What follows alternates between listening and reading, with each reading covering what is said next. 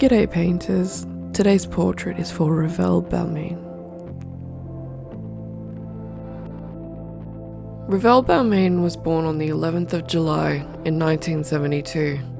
She was a talented dancer, her mother a dance teacher. She had been practicing dancing since the age of 3. Revelle was also beginning to make a name for herself in the modelling world, having shot her first photo shoot, which was to appear in the cover of Oyster magazine the day after she disappeared.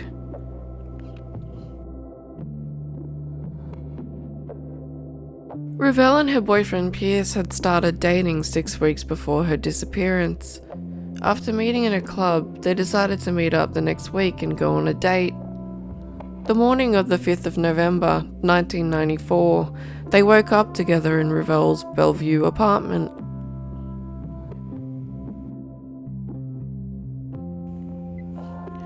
They were going to hang out that day, but Pierce had developed a horrible headache and began to feel ill.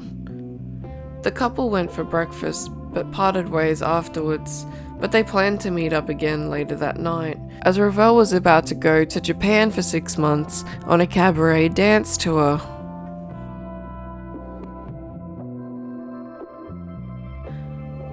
Revelle's life at 22 was really taking off in the right direction, though Revelle did have her secrets. She was working as an escort to get extra money to pay the bills. Revelle's boyfriend Pierce wasn't aware that she was working as an escort, and most likely wouldn't have known if she hadn't gone missing that night. After Revelle and Pierce parted ways, Revelle accepted a job. At 4 p.m, Revelle met Gavin Seymour at his home in Kingsford on McNave Avenue. Gavin worked for his parents at a clothing company, packing orders. She arrived at 3:50 p.m. with the bottle of champagne that Gavin had requested, and called the agency to let them know she had arrived safely. The girls at Select Companions, where Revelle Balmain worked, were all given pages so they could be contacted wherever they were. Jane King, ex-wife of Zoran Stanjevic, who was part owner and madame of the Select Companions escort agency, said the girls called before and after each job.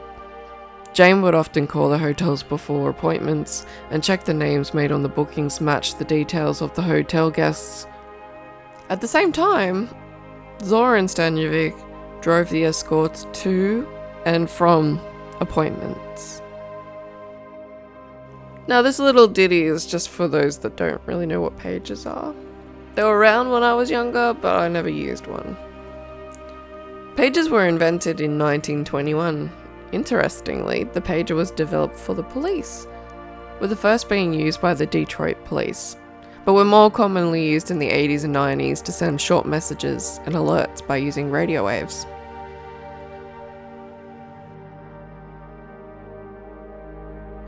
At 5 p.m, Revelle received a page from her boyfriend saying he had recovered from his headache, and he was headed to his friend Zoe's place. By the time he arrived at Zoe's, Revelle had already called and said she was going to go to sleep for a bit, and they'll meet up later that night. At 5:50 p.m, she called the agency again to say her assignment was over, and she was leaving and not to worry about picking her up. Revelle was only booked for 2 hours, but she had organised with Gavin to moonlight for an hour, meaning she was working off the books, which she would get paid in cash for.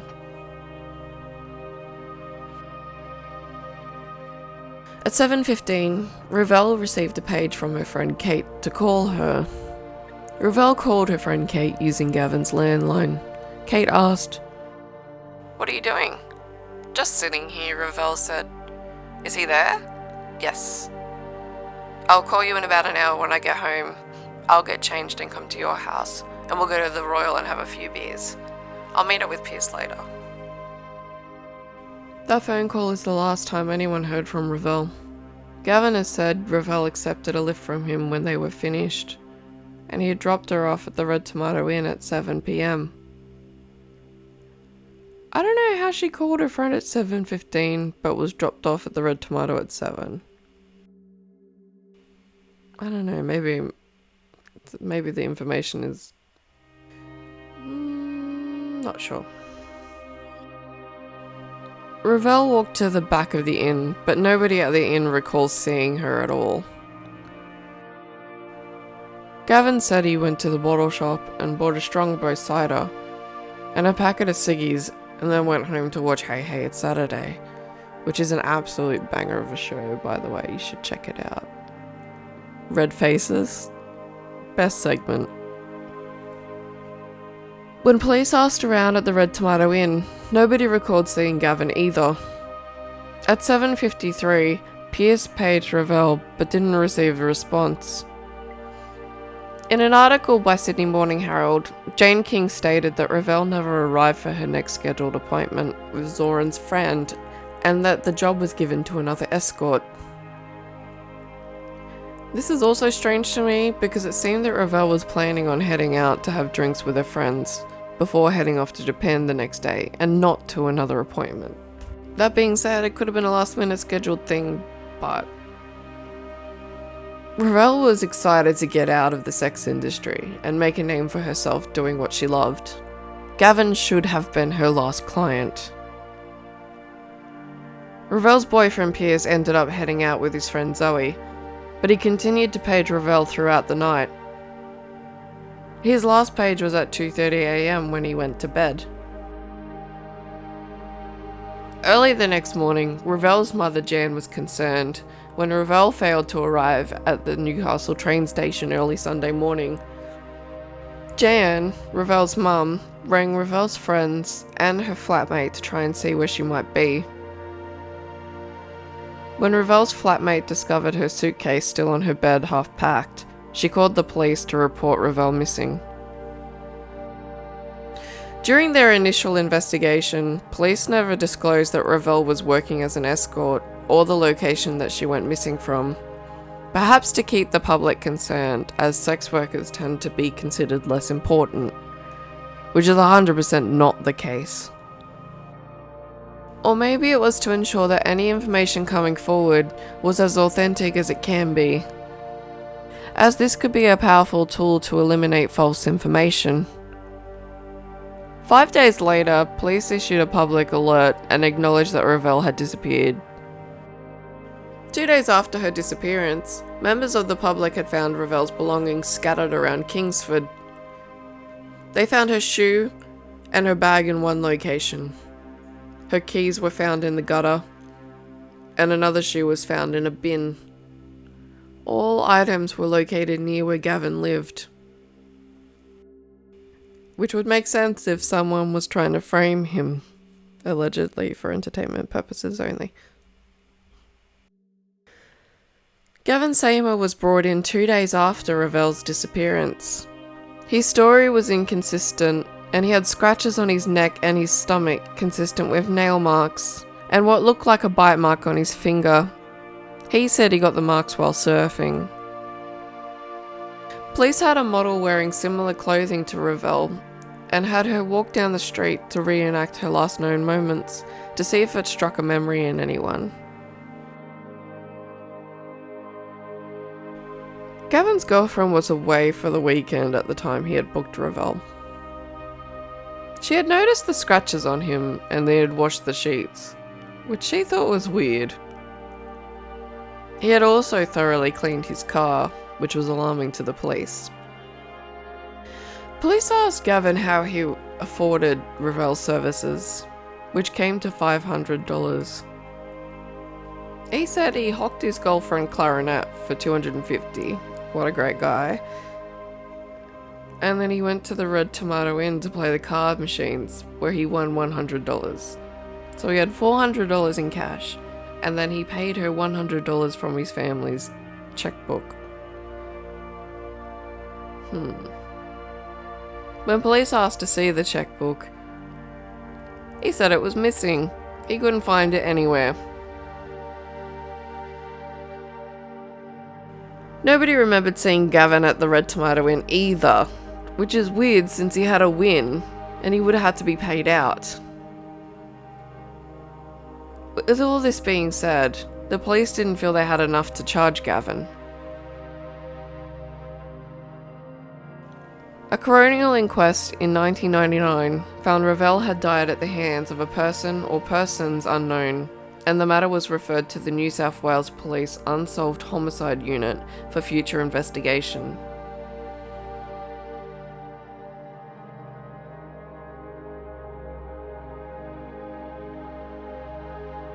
Detective Sergeant Mullerin admits he would have conducted the investigation much more differently now than he did at the time.